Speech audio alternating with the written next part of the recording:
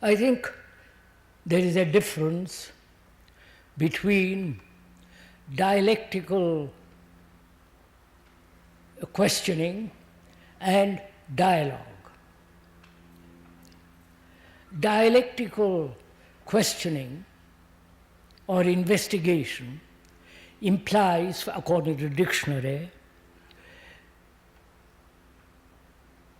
to find the truth through opinions. That is the literal meaning of dialectical approach. Whereas dialogues are between two friends who know each other fairly well, know their vocabulary, the usage of words, and together, with a spirit of real inquiry, find truth by inquiry, not by asserting opinions. So it's up to you to choose which you want, either through opinions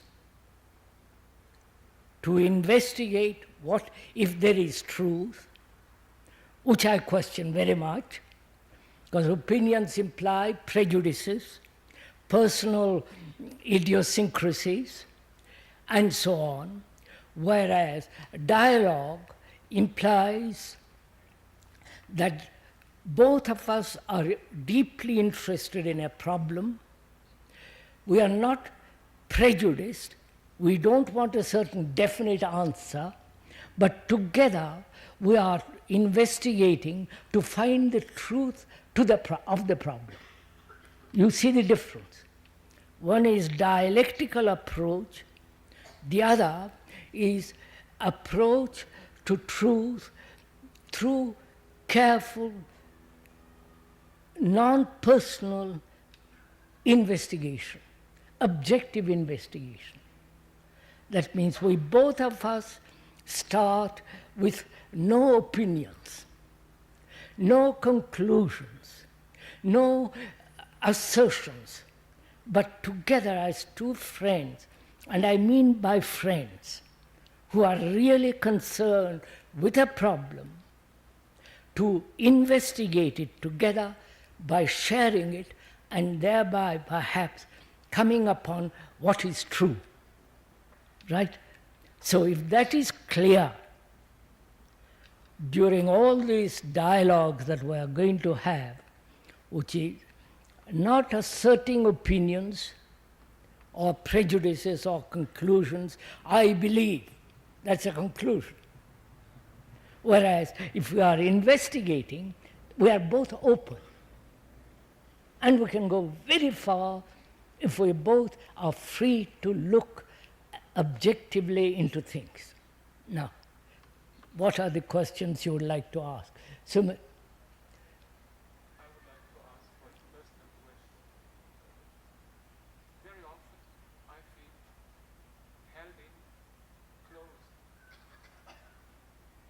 And out of that state of feeling so much closed in, I wish to come out and to have dreams of freedom. And my question is it possible to have a natural openness? That one can become naturally open? the question. Sir, wait, un instant, je vous en prie.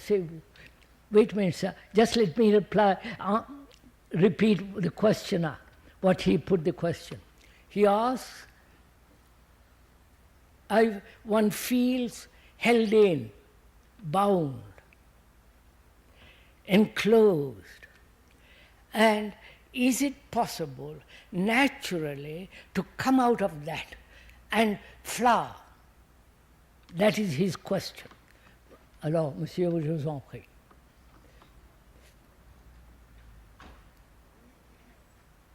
En devenant de plus en plus attentif, je goûte en moi deux états de conscience de niveaux différents.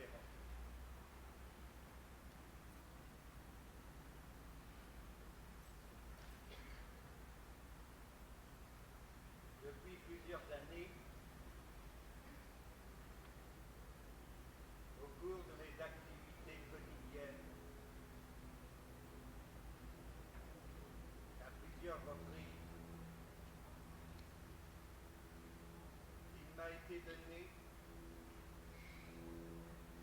d'éveiller à mon état de sommeil.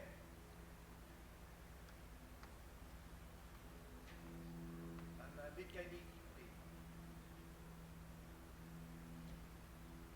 Au verbalisme de mon cerveau. Ce grenier poussiéreux, encombré de tiroirs.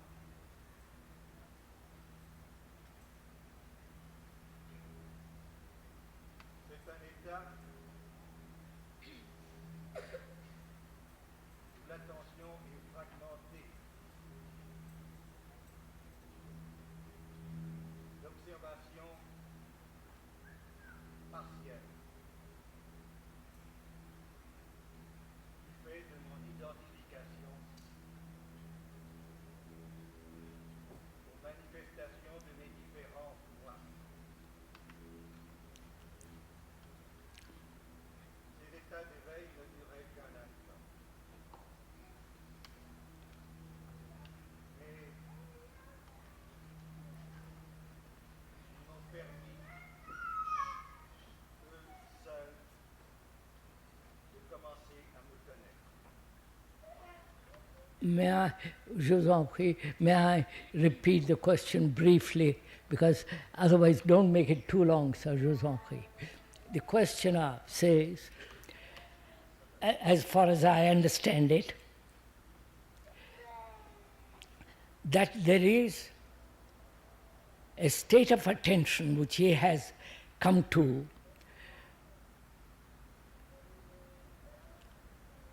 which is partial, which is fragmentary, and during sleep, does it become more full? Is that the question, sir? Ah, no, some fishy.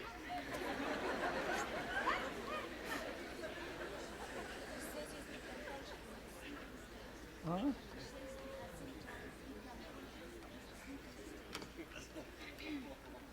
He becomes conscious of his sleeping state, which is fragmentary. I understand now. What other question? Just yes, sir. I'm finding that the fear is so huge and the sorrow is so huge that the body has its own intelligence. You know, the nervous system, the senses, it takes like physical time. The body says, I can only take so much. The body will only allow so much. There is so much fear and so much sorrow that biologically or organically the body cannot stand it. It will only allow so much.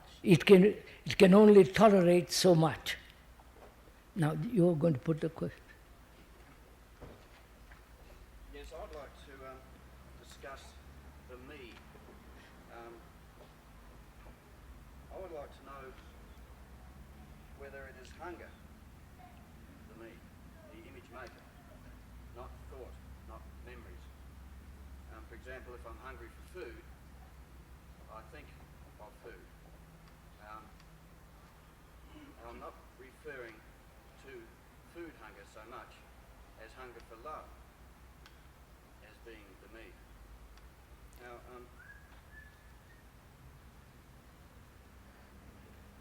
I think frustration of this love hunger breeds fear, and then both breed thoughts and images in that order. And then they nurse the fear. What is the question, sir? Well, is the me merely the images, the past images, or do you think it is hunger, love hunger? Like love and hunger. Yes, a hunger to be loved, or a hunger for food. I see, I understand the question. Is it me, is the me, the ego, an image created by thought, or is it like hunger for love?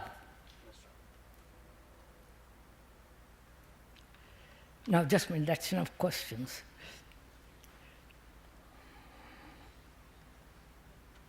Can we take one question amongst several of them and investigate that one question to the very end? You understand? So that we all are of the same move, going along the same way, keeping up the same speed. Which is, I'm asking, can we take among these questions one central question and work that out completely, so that you, at the end of it, you will know for yourself, right?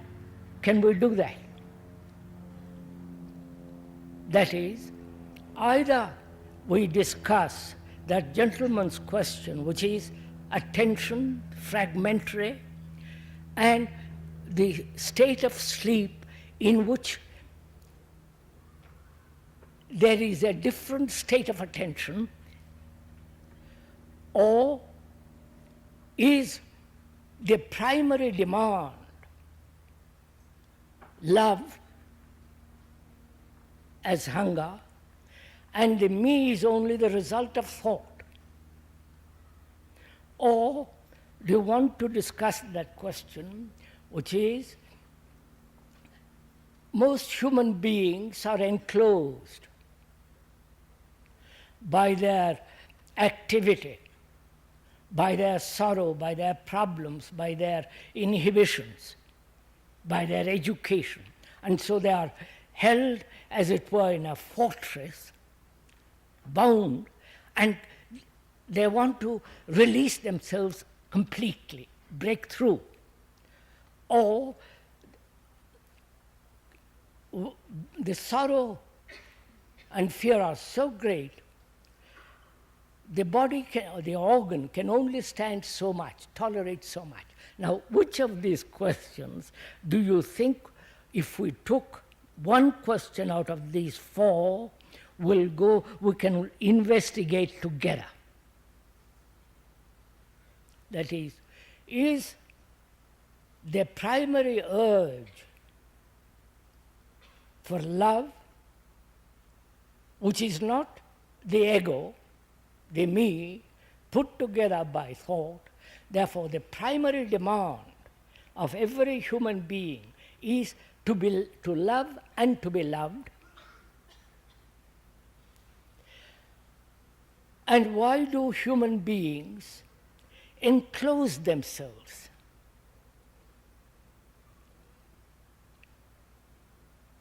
Enclosed by their education, society, by their frustration, all the enclosed, and not being able to get out of that enclosure naturally. And is there an attention which is totally different in the state of sleep, and therefore can that attention be maintained during waking hours, if I understand the question rightly? And the other is fear, sorrow, the physical organism cannot stand too much of it. Now, which of these?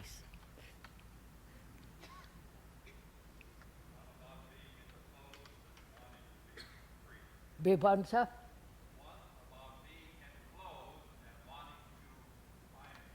All right, let's begin with that, and perhaps we'll include all the others. The questioner says, please discuss or go into why human beings are enclosed, held in, and never free.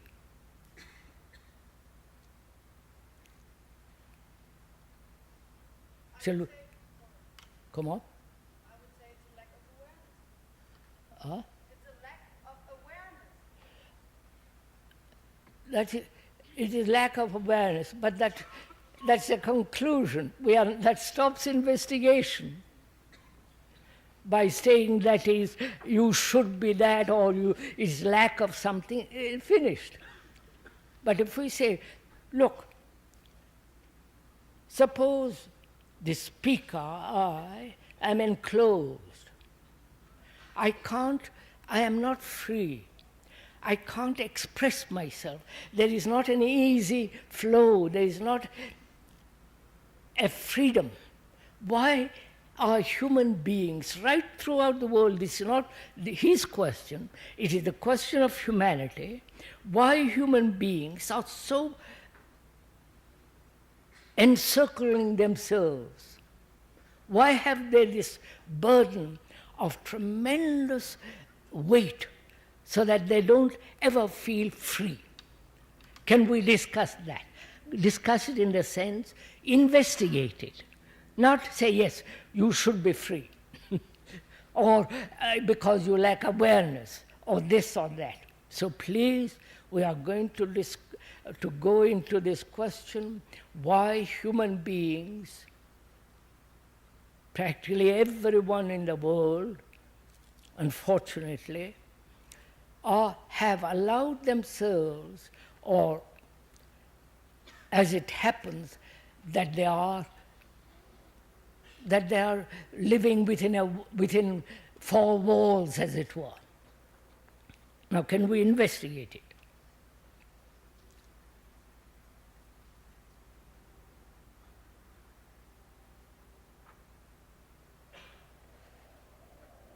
How would you approach this problem?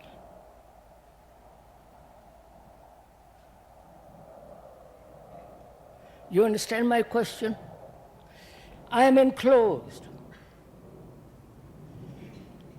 I have been hurt. I have been shocked. I have had a great deal of pain, both physical and psychological. I have had a great many insults, and so on, so on, so on. I am enclosed. And I feel I'm a prisoner. Now, how shall I approach this problem? You understand? What is my approach to it? Is my approach, just a minute, is my approach wanting to be free from this?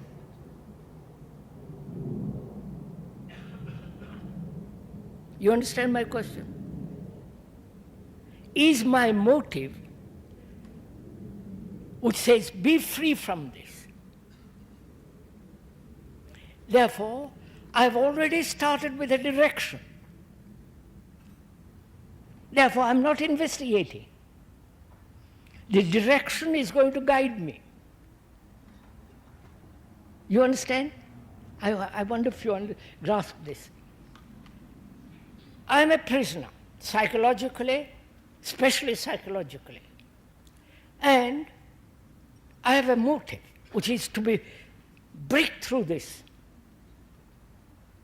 The motive gives a direction, doesn't it?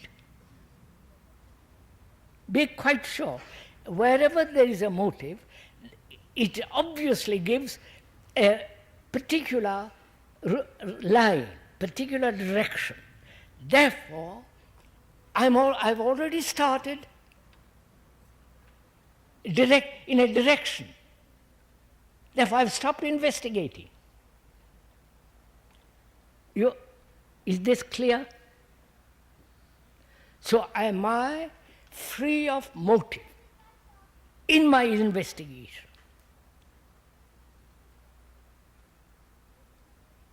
If I am not free, then why, if I understand that any motive gives a direction and therefore it is impossible to investigate, that is, if I have a certain belief and I'm rooted in that belief and I want to investigate, I can't.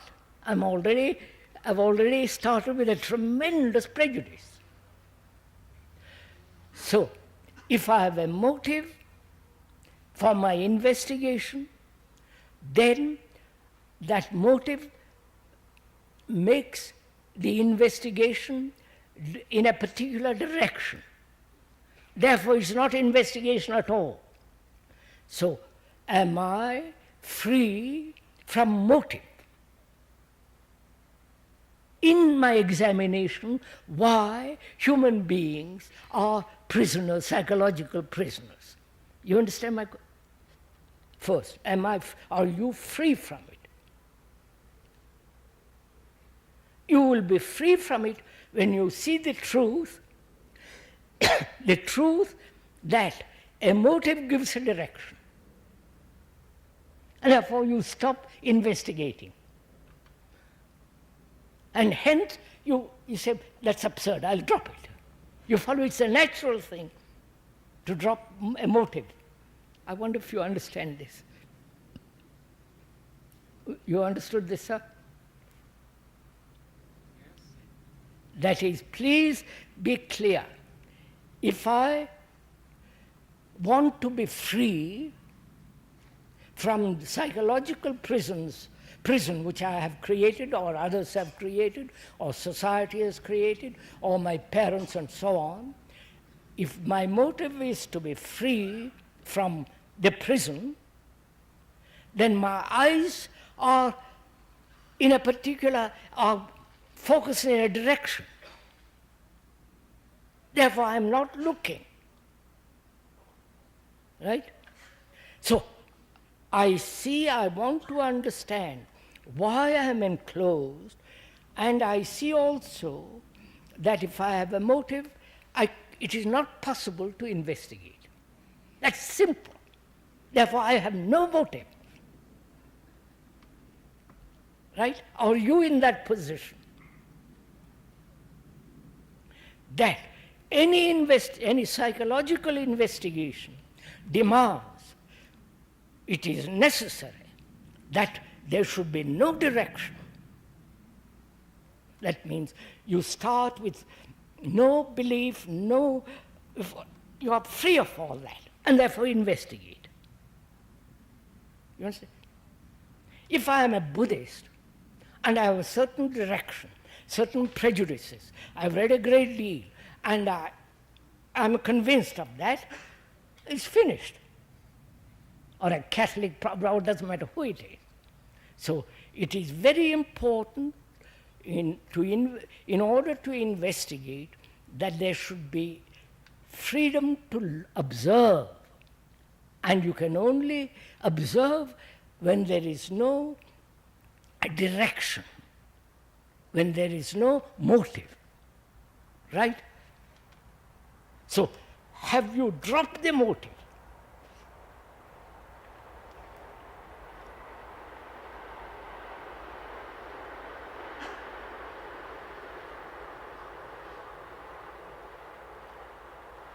If you have dropped the motive, then what is the prison?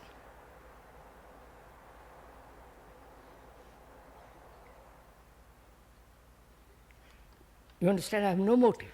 I am looking at what is, which is my prison. My various hurts, wounds, all the things we go through life which make us shrink, become, like a snail that draws in. Now, that is the fact. We are looking at that. What has happened? Is it that I am being hurt from childhood?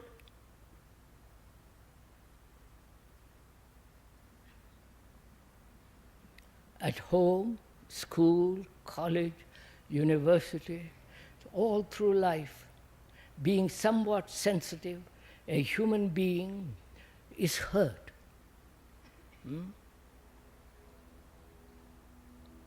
And so he begins to withdraw. Right? He begins to enclose himself. So one of the causes of this withdrawal, with this isolation, with this sense of imprisonment, is one of the factors, is hurt. Right? Now, all human beings are hurt. Right? Now, when we generalize all human beings, it gives us much more vitality. You follow? I wonder if you understand that. When I say I am hurt, it is a very small affair. But when I say all human beings are hurt, it becomes something tremendous. You understand? I wonder if you understand this. So, is it possible not to be hurt?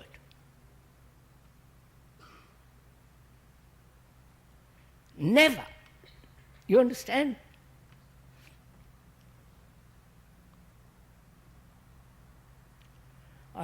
One has been hurt when one is young, and the hurt remains through life with most people, right?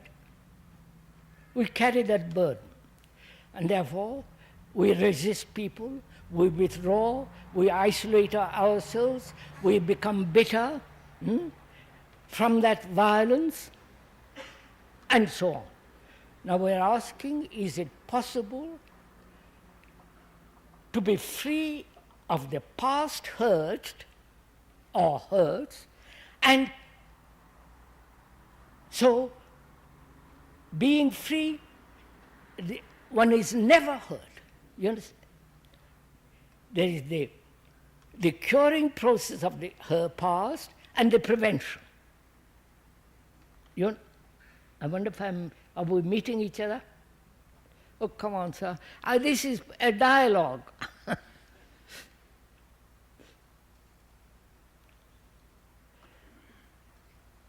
You understand my question? There is the past hurt. And is that possible to be free of those past hurts and to prevent future hurts? Right? So that the brain is never hurt. So it remains young. I wonder if you understand. And therefore innocent. The word innocent means, it comes from Latin and so on, which is not incapable of being hurt. So we're going to look at it. I have been hurt. Suppose I have been hurt as a human being from childhood. I know what happens when there are these hurts. I am aware of it. That I withdraw, that I resist, that I isolate myself in order not to be hurt more. Right? Are you aware of this process? Please, come on. It is very difficult to be aware because there's so much agony, so much resignation in this process. It is difficult to be aware because there is so much agony involved in it. Yes, let's keep to that one word. There's so much agony involved in becoming aware that I'm hurt. You understand what he's... Oh, come on, don't go to sleep, please. This is your problem. You understand? It's not only his problem, it is the human problem. We are all hurt from childhood.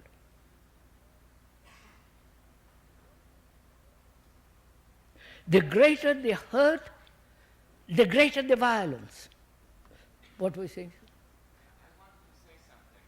If you say that every human being from childhood on experiences this being hurt, then apparently, to me at least, it looks like an existential dimension of human being, of being a human being.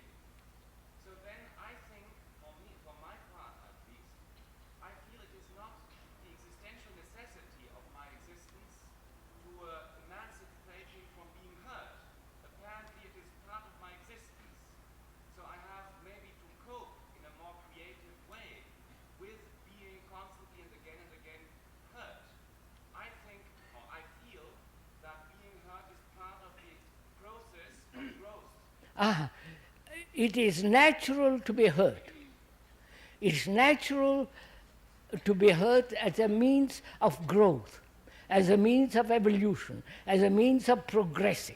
You must be hurt.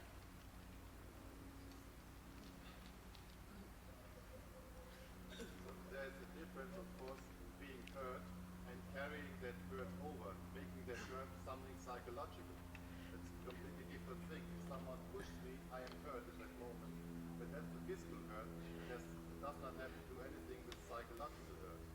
So, look, that gentleman says part of human existence is to be hurt. It's like it is natural. I am questioning that. Why should we be hurt? And look what damage it does psychologically, inwardly, how it affects our brain. It is not, I think it is a part of life to be hurt, but see the result of it.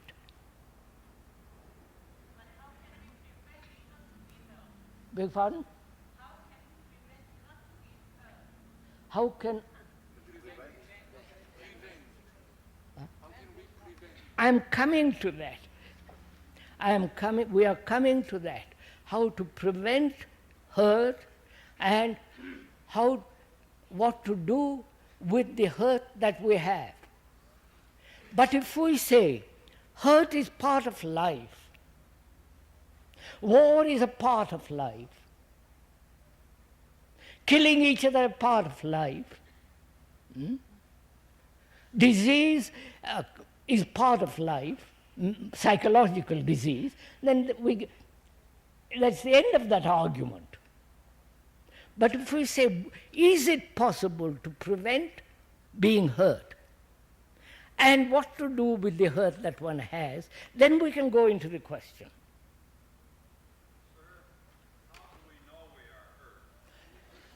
How do you know you are hurt? Don't you know you are hurt? Huh? Oh no, the chien, come on, sir.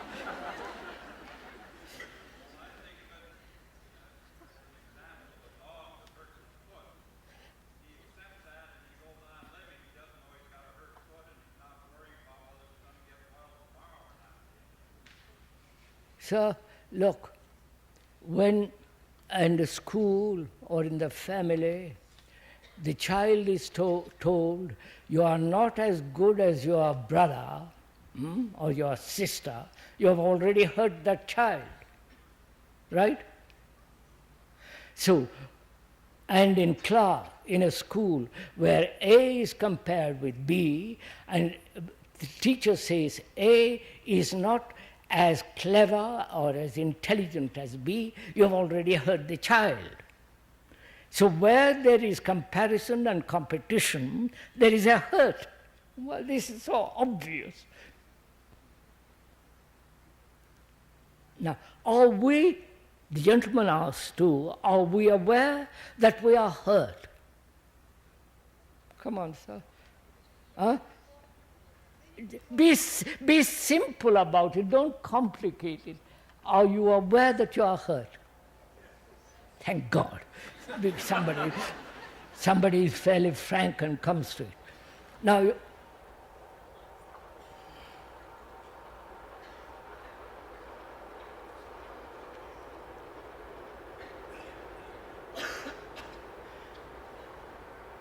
do you see the result, or you're aware of the result of this hurt? What happens? That is, isolation, resistance, and resistance implies violence, and a sense of gradual isolation. From that, as all kinds of bitterness, lack of love, lack of sense of freedom, all that arises. Are you aware of this? Of course, any person is aware of it, aren't you? Right. Now, there is that past hurt. How do we wipe that out?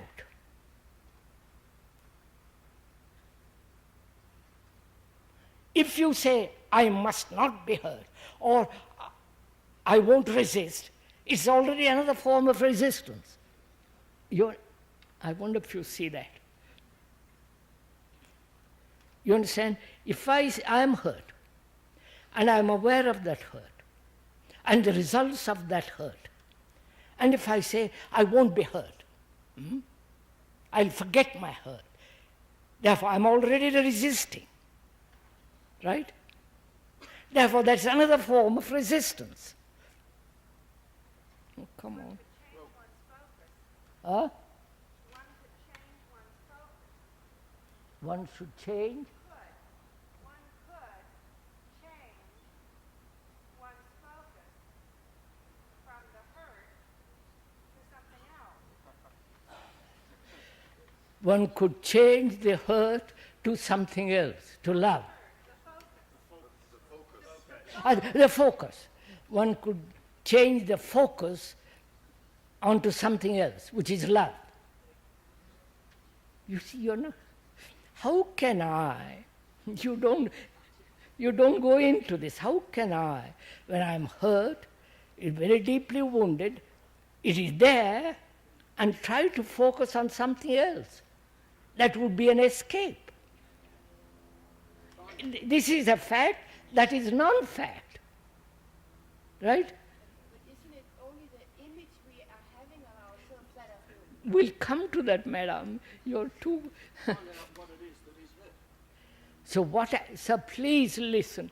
What am I to do with the hurt which I have? And I see the results of it.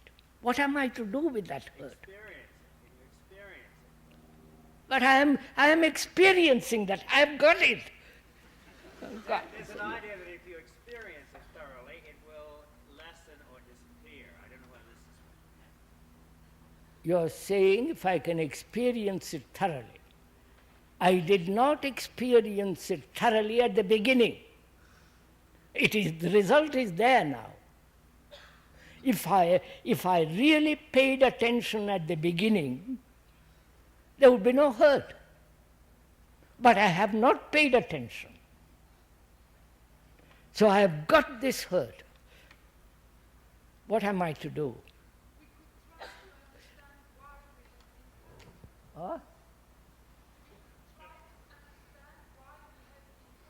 I will tell you, you can understand why I've been hurt. I've got a marvelous image about myself. And that image is hurt, right?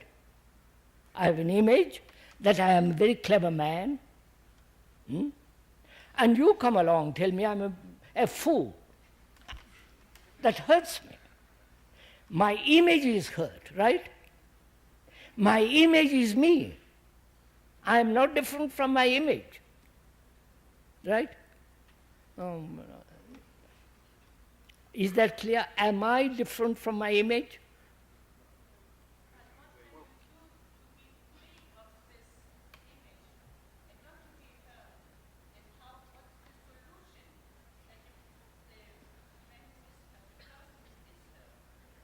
Look, madam. What?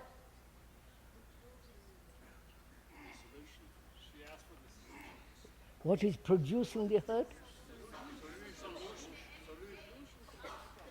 What? What is the solution to it?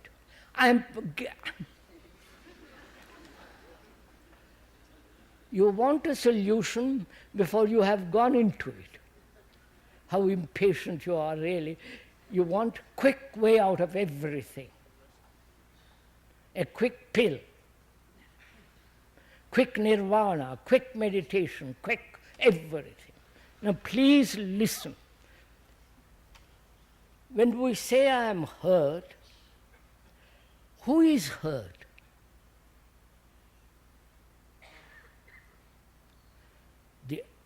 the image which I have about myself is hurt, isn't it? That's simple, no?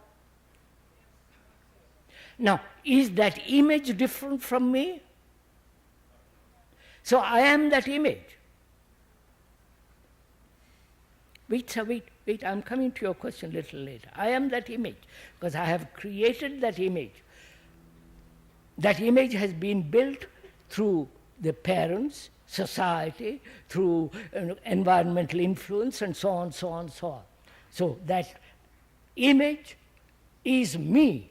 I am not different from that image.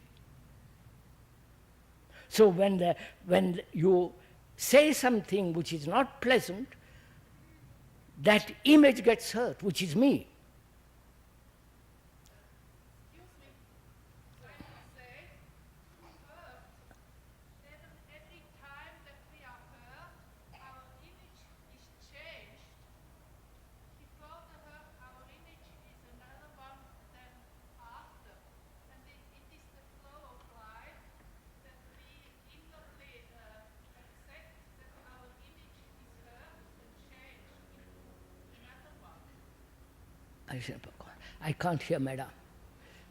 Would somebody who has heard it repeat it? Yes, sir. Says our image changes after being hurt.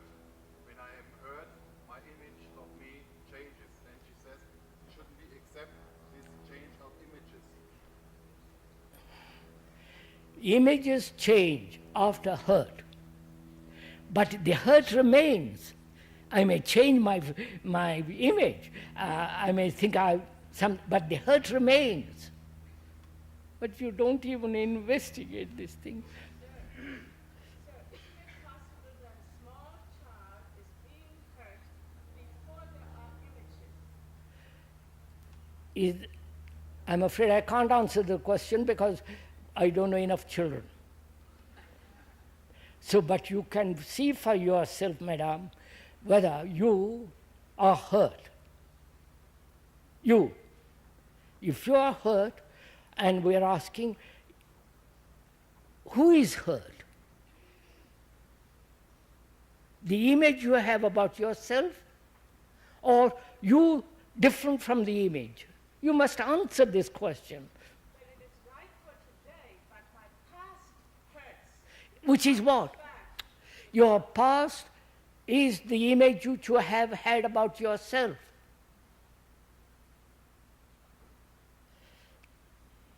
How extraordinary this is. Look, I'm only interested in freeing myself from hurt, right? And nothing else. I don't want all kinds of theories. Tell me how to be free of my hurt, if I have it. And that hurt remains in spite of everything else. I may go to Japan and Zen Buddhism and all the rest of it, but the thing is there inside. I can't escape from it. I try to escape from it. It is there. What am I to do? Huh? I'm putting that question to you to find out what will you do. Because I see if I do not, I see the necessity of being free from hurt, because that brings all kinds of ugliness. So I must be free from it. There must be freedom from it. What am I to do?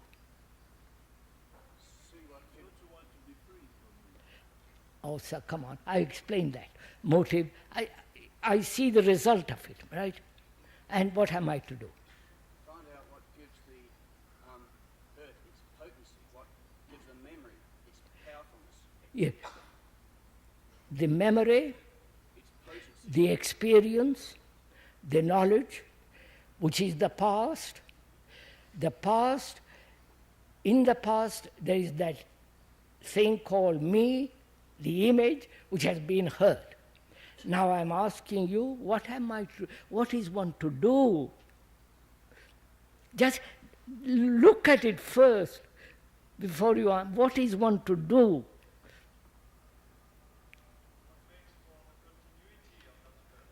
Huh? Why this hurt continues?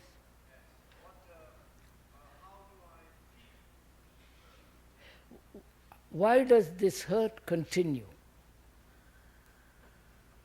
It's part of memory. One cannot wipe out memory, the experience of it or the knowledge of it. You can't get rid of it. It is there. But when you want to be free from the pain and the fear, you also have a motive for it. I explained to you just now. That's a façon de parler. That's quickly putting it quickly. I know. Look, I've been hurt for various reasons, and I see the result of those hurts. And I see the importance that these hurts must go. What am I to do? I can only do something about the hurt when I am different from the hurt.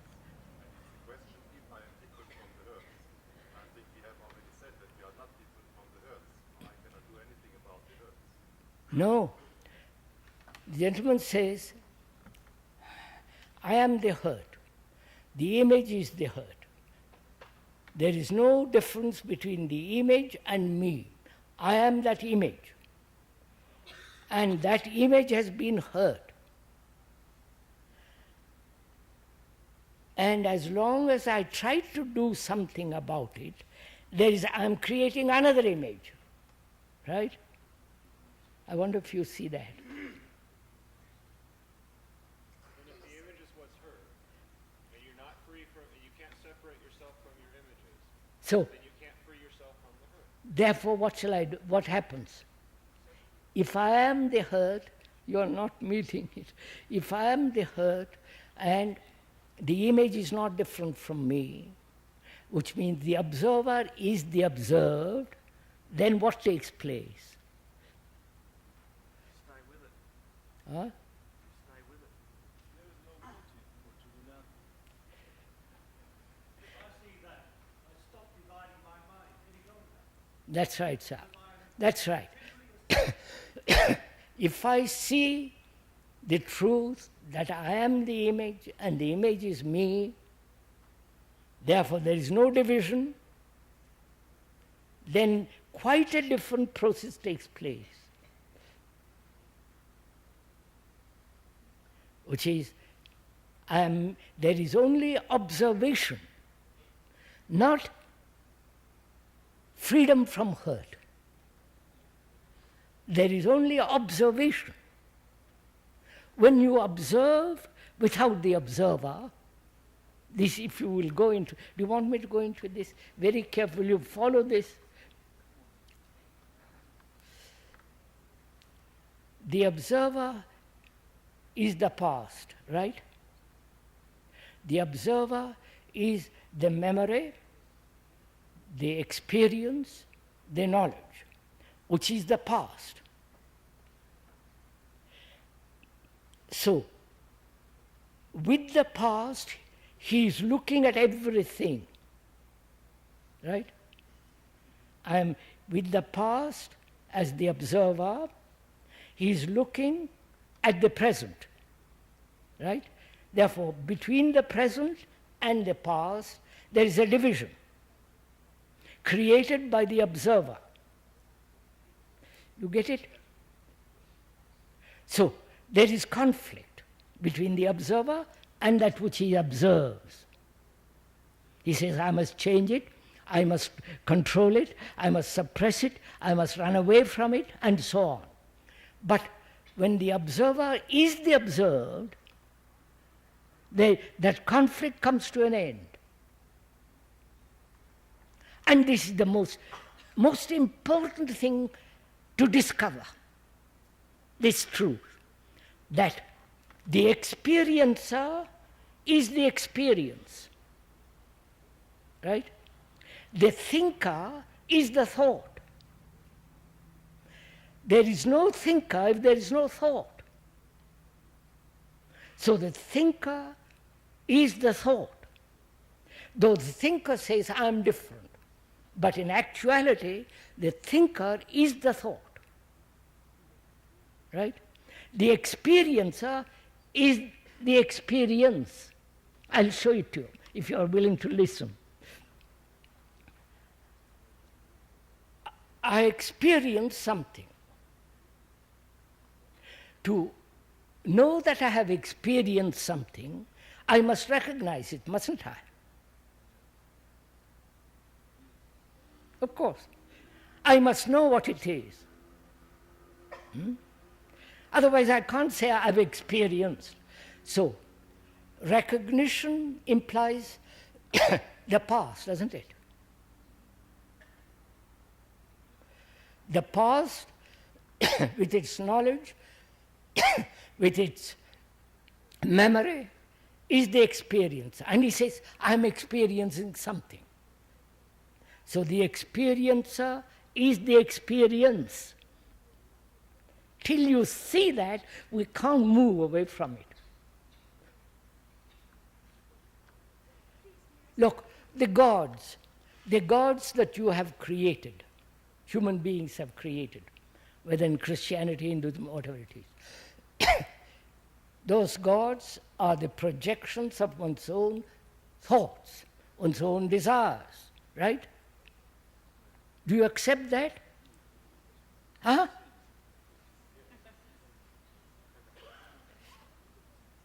If once you accept that, do you know what happens?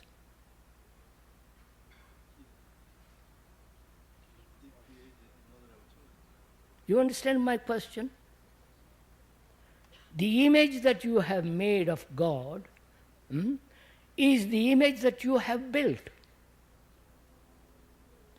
God hasn't made you into his image, but you have made God into your image.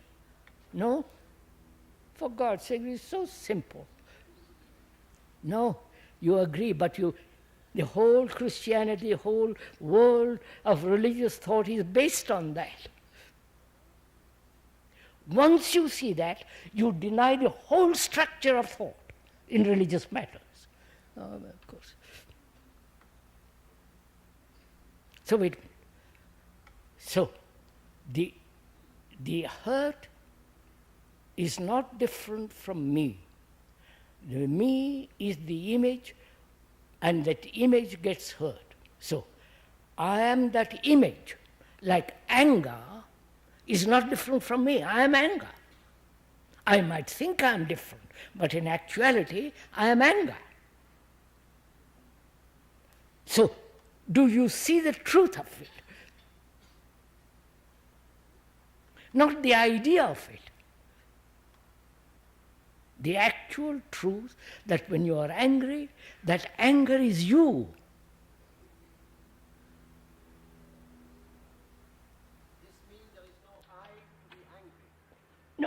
No, don't go off to the other thing. You see, you don't see the first principle of this.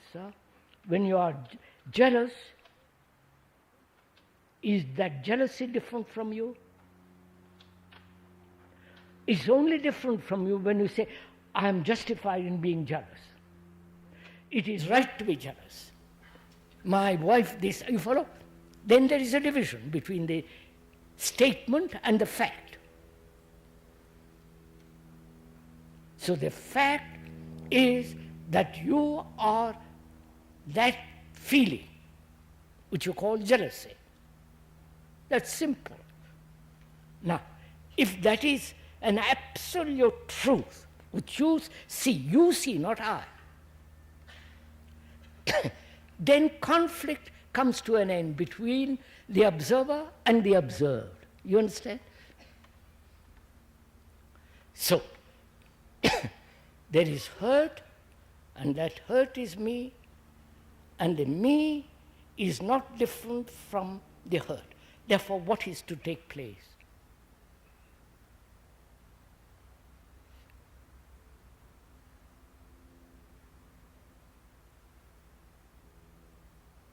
All the energy which I have used in conflict, you understand, between the observer and the observed, is not wasted, right? I wonder if you see this. I have wasted energy in dividing the observer and the observed, the me and the not me, right? I wasted that energy in conflict, in suppression, in trying to run away from it and all the rest of it. But when I do not run away and I see the truth that the observer is the observed, then what takes place? Then energy is observation, right? So I found something. When there is complete energy, there is no recording. You understand? When I give complete attention to your insult, there is no recording. It is only when I am not completely attentive there is recording. You get the point? Have you understood this simple truth? So for God's sake, get it.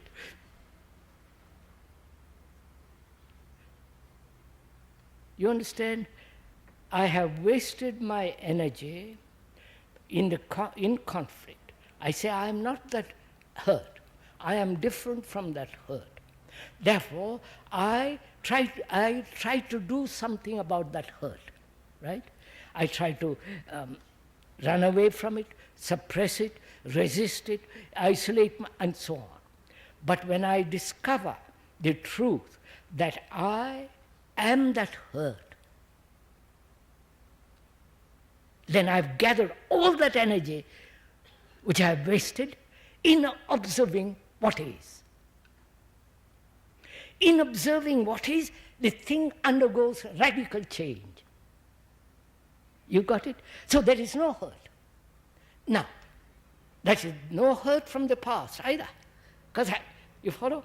So, with that complete attention, next time you call me something or other, it is not registered. You understand? Where there is complete attention, where there is complete energy of all the senses, there is no recording. What is the source of the attention? Huh? What is the source of the attention? There is no source of attention. Oh, first, sir, please just don't bring in that question yet. Do you see this thing? These marvelous things are so simple. Once, traditionally, we are trained in this formula. That is, I am different from that. Right? I am different from my anger. My God is different from me.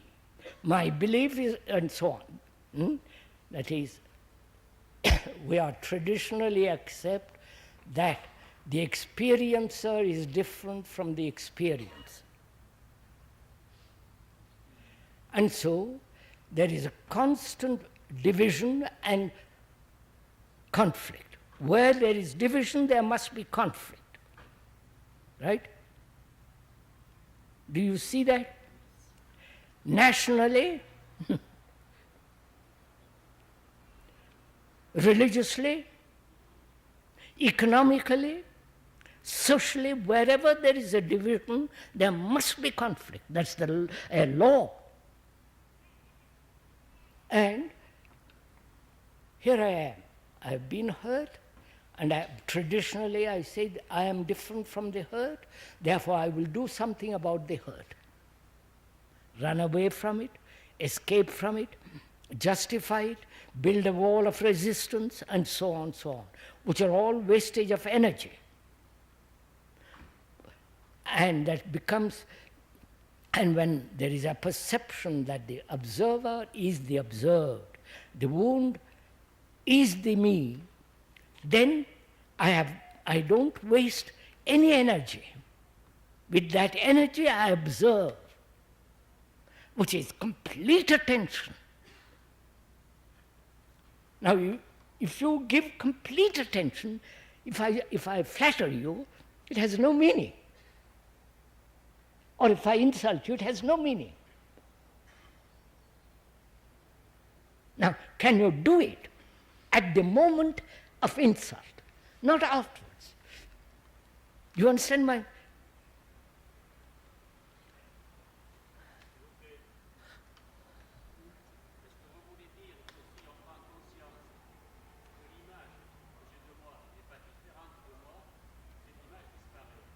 C'est ça. C'est ça. C'est ça. Alors, comment je peux expliquer que, ayant compris cela, il me semble que j'ai compris, on arrive encore d'être blessé. So that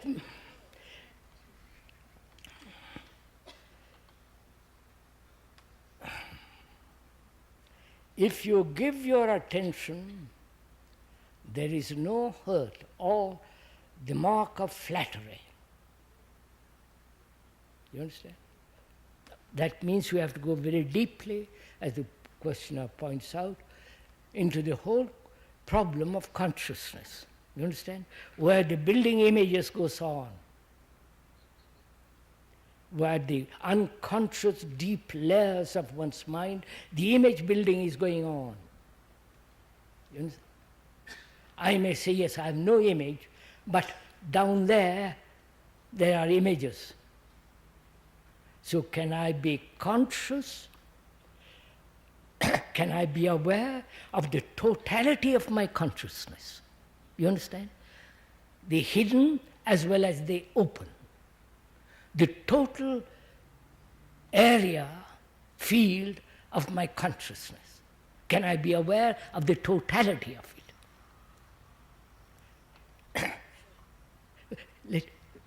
Let me finish, and you can question me afterwards. We are used to dividing consciousness into the upper and lower, right?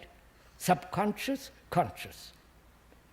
This division takes place because of thought. Thought is fragmentary because thought is the result of time. Time being memory. Time being the past. Therefore, thought is fragmentary. Right? I wonder if you see that. So the fragment can never see the whole. And we say, unless there is an observation of the whole, there can never be freedom from that.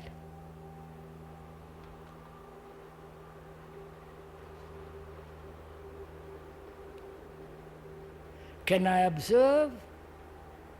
Can a human being observe the total content of consciousness? The total, not one segment or one part or partial, the totality of consciousness. The totality of consciousness is all that it contains, naturally. Attachments, desires, the images which thought has put there, the sorrows, the pains, the anxiety, you follow? The whole human endeavor, all human sorrow, misery, confusion, chaos, all that, at one glance. Can you see that as a whole? Can you see the tent? Please listen. See the tent as a whole. Look at it. Look at that tent and see if you can see the whole of it.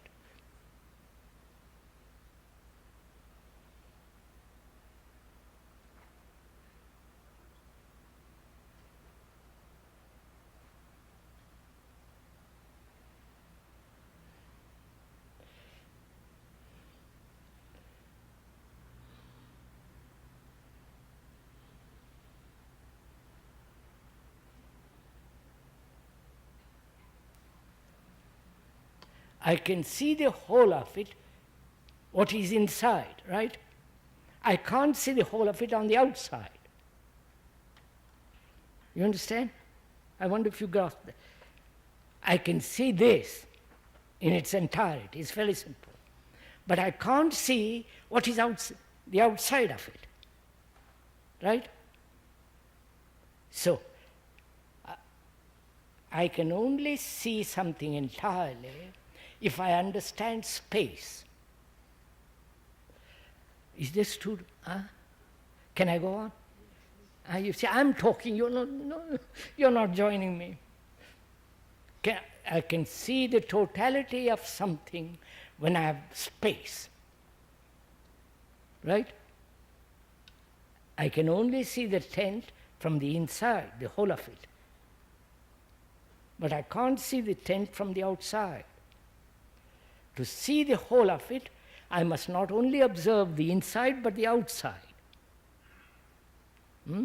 Naturally. That's the whole. Just a minute. So, I must find out, to observe this human consciousness, to see it as a whole.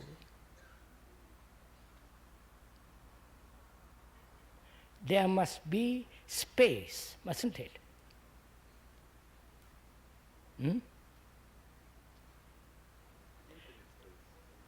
To look at anything, to look at you, I must have space between you and me.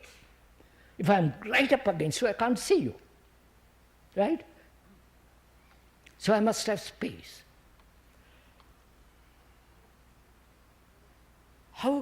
What is space? Are you interested in this? What is space? If there is a center, the space is limited. You may extend it as far as possible, but it's still limited, right? If there is a center. If there is no center, space is immense. Right?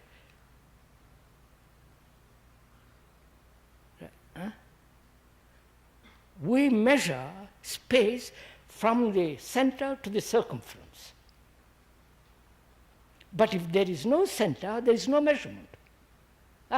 Get it?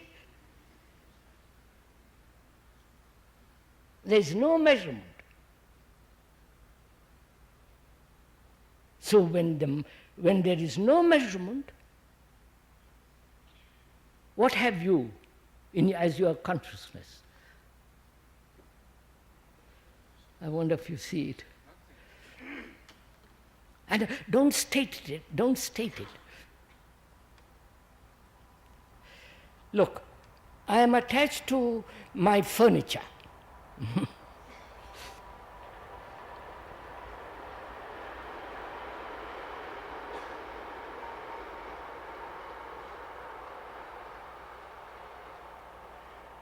There is a very nice table in my room at Brockwood, beautiful table. I'm very attached to it. If I am, I'm just saying, I'm not, but if I am attached to it, it is a measurement, isn't it? I wonder if you see it. I am attached. I don't want you to touch it. I don't want you to harm it. No sunlight must come out. Follow? So, where there is a measurement as attachment, the space is very limited.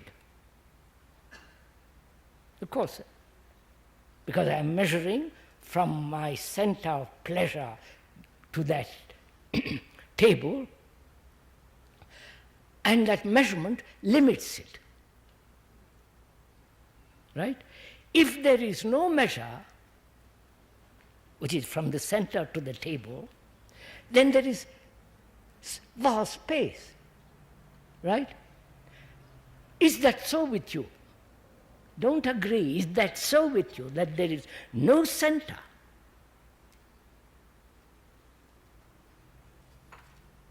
And if there is no center, you see the whole of consciousness. I wonder if you do. It's marvelous. You follow? Look, I'm getting excited about this. I'm just going to calm down.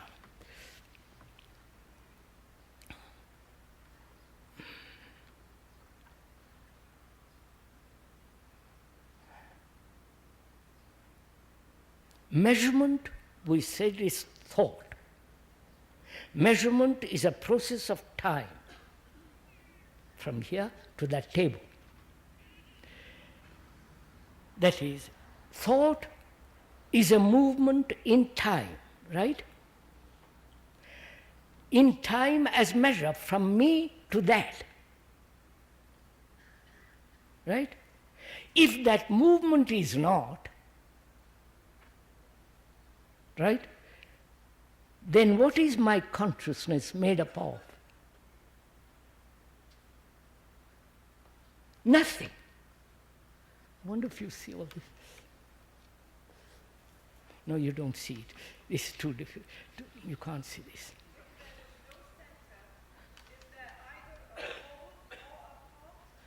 Beg pardon? If there is no center, then is there a whole? Is there a thought? When there is no measurement, then there is the whole. That is, just a minute, I'll show it to you in a minute, in a different way. Human consciousness is from a center, isn't it? I am attached to that, in my family, my house, my anger, my jealousy, my hope, from a center, the whole of consciousness is built. No? I am attached to that furniture, I am attached to that house, I am attached to that belief, to that idea, and my sorrow is, you follow? Always from a center moving out. Right? That is my consciousness. Look at your own, it's simple. And that consciousness is divided into the unconscious and conscious, which the Western world has done. And the Eastern world does it in a different way, that's irrelevant. So, as long as this division exists, there must be a measurement, right? I wonder if you see that. Then I begin to examine what is inside, underneath. I wonder if you see, right? So when there is no measurement, there is no center. And therefore, the consciousness which human beings have known, disappears, and then there's totally different dimension, boundless dimension, because there is no measurement. So, as long as there is measurement, space is very limited, from me to that table, right? Because it's very narrow. But if there is no table or the center, the space is immense. Now, can the mind observe the totality of consciousness? And it can only observe when there is no center saying, this is right, this is wrong, this should be, this should not be. You follow? Oh, God, I don't think you get this. Do you get it, sir? Have I answered your question? That is, your question was, why human beings are so enclosed, self-enclosed? Why they have built a wall around themselves? Why they never flower, and in the flowering end to attachments? You follow? All that. Why? And we said, we took one part of that is, human beings are hurt. And they think that hurt is different from me. The me then says, I'm different. Therefore, I'm going to control that hurt. I'm going to change it. I'm going to suppress it. I'm going to run away from it. This is ugly. This shouldn't be. But when this me is that image, and that image is the hurt, then I have all that energy which I have wasted to look at that hurt. And when there is complete energy into that observation, there is no hurt, naturally. I don't understand that, sir. Oh? I don't understand that. You don't, is it a question of English?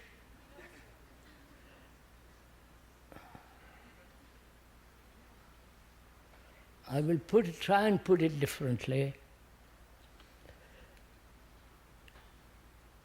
Is the world different from you? No, don't answer me, please. No, it's not a school examination. Don't answer me, please. Is the world different from you as a human being?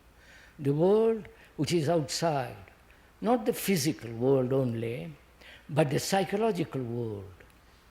The world of anger, the world of violence, the world of sorrow, the world of pleasure, the world of nationalities, the world of religious differences and beliefs. Is that different from you?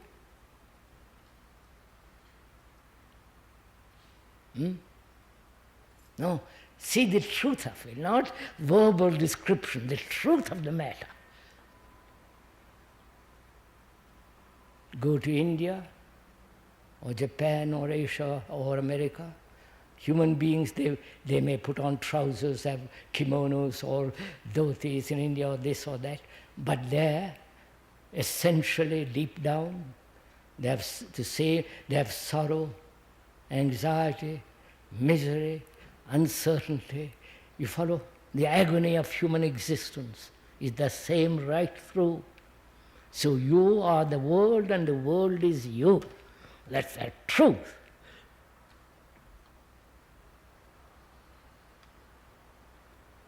Do you see that? Or do you say, no, I'm different from that Indian? Psychologically, of course you are different. You're a woman or a man, lighter skin, dark hair, brown, white, socially. You've had more food, more clothes, whatever it is. But inwardly, deep down, we have the same agony going on. So you are the world. Do you see that? Do you know what happens when you say you are the world and the world is you? It gives you tremendous strength, tremendous vitality. You understand? Because then you are not me alone fighting the rest of the world. You understand this? Then you are not, in the generalization, there is vitality. If you know how to see the generalization actually.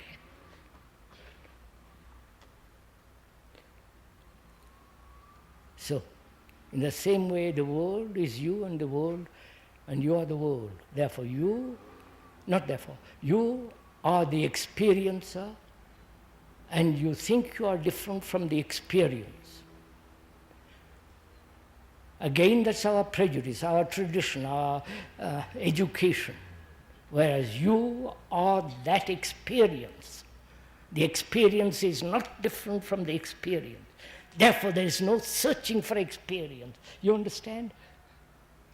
Oh, you are free of experience then. And the mind is free of experience only when it's a light to itself, you understand? Which is truth. Got it? What is the time? 5 to 12. Oh my God.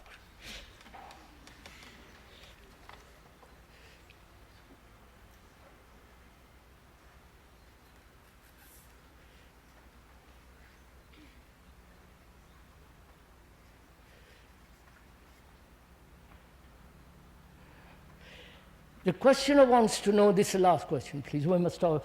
In 5 minutes we must stop. Wants to know about TM.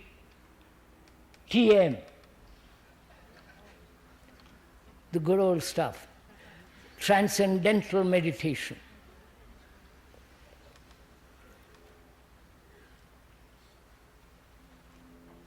You know, please, we are looking at it objectively.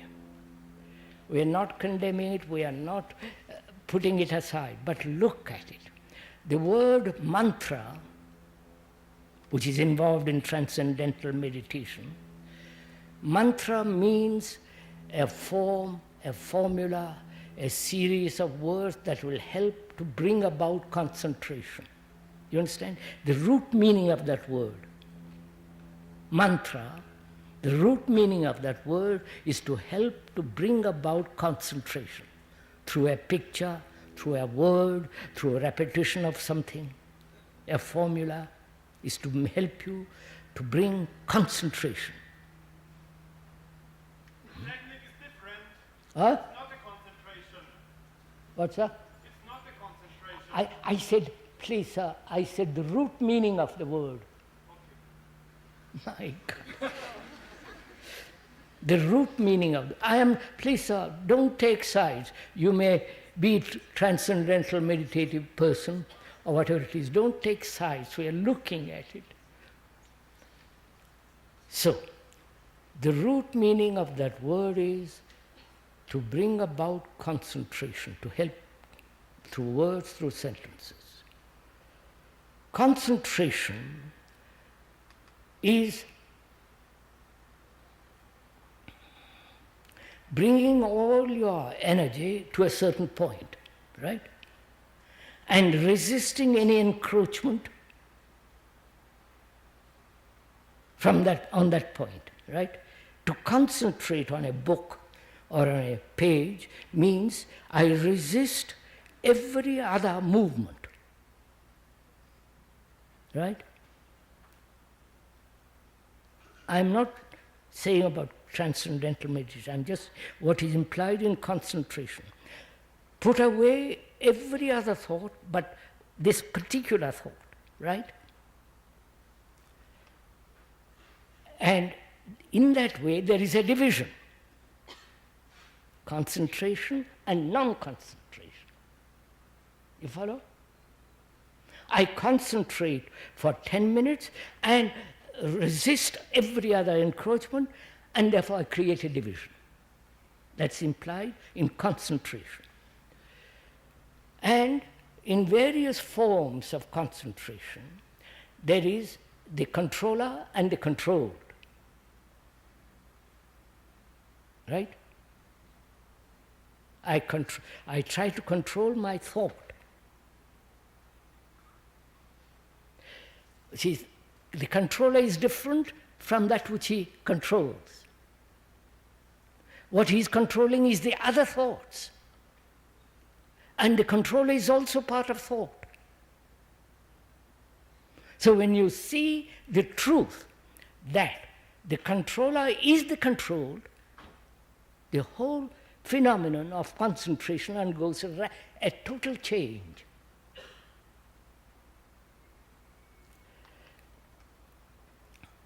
Now, in this transcendental meditation, the word transcendental is an unfortunate word because it means transcend all human conflicts, transcend above everything else. That's the implication, to transcend, to go beyond. Now, by repeating certain words, first loud, second silently, third repeat without the word, so that the mind becomes more and more quiet. The idea being, through constant repetition of a certain word, you reduce the mind to be quiet. Right? This is the idea of mantra and all the rest of it. To make the mind quiet, which is through a method, through a system, through somebody saying, do this, and you'll get that. The authority and acceptance of authority and gaining something. As we said earlier, in spiritual matters there is no authority. Because you have to be a light to yourself. There is no guru. There is no teacher. There is no leader. You don't need to accept any leader if you practice transcendental meditation.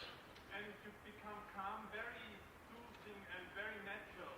And my experience is, I was reading Krishnamurti many years, and I checked it. I was reading Krishnamurti before I was practicing transcendental meditation, and it was very beautiful.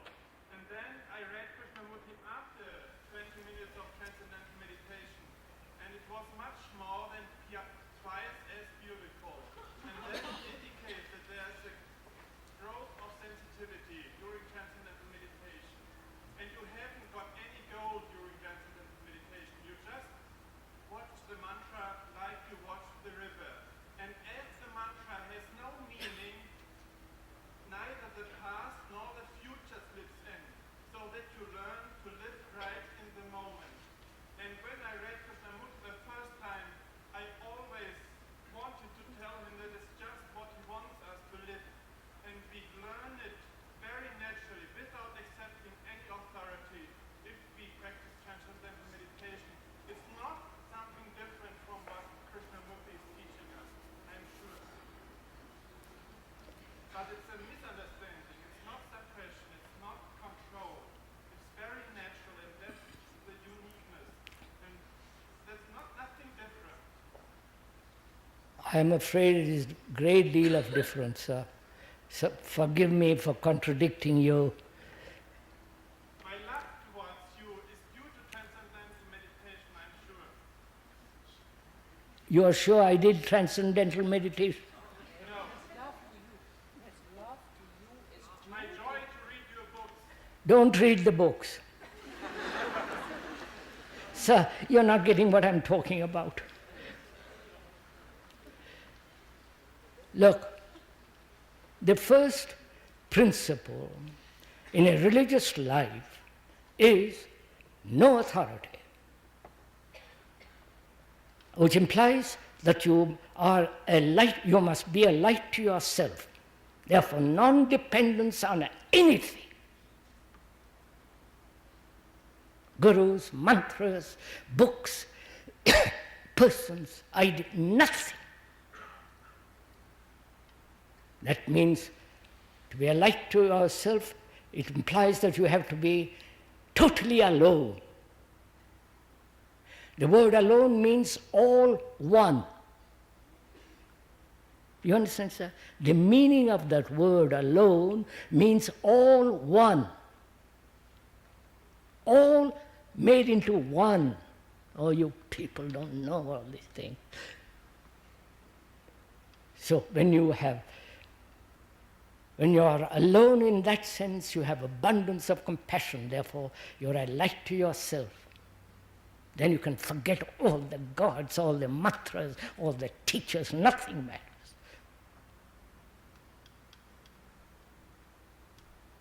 But we are afraid to stand alone,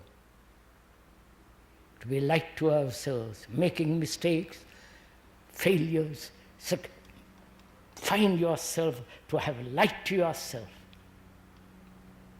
That demands great attention, great care. And you can't get attention, love, care through books, through people, mantras, nothing. I think the books have great value.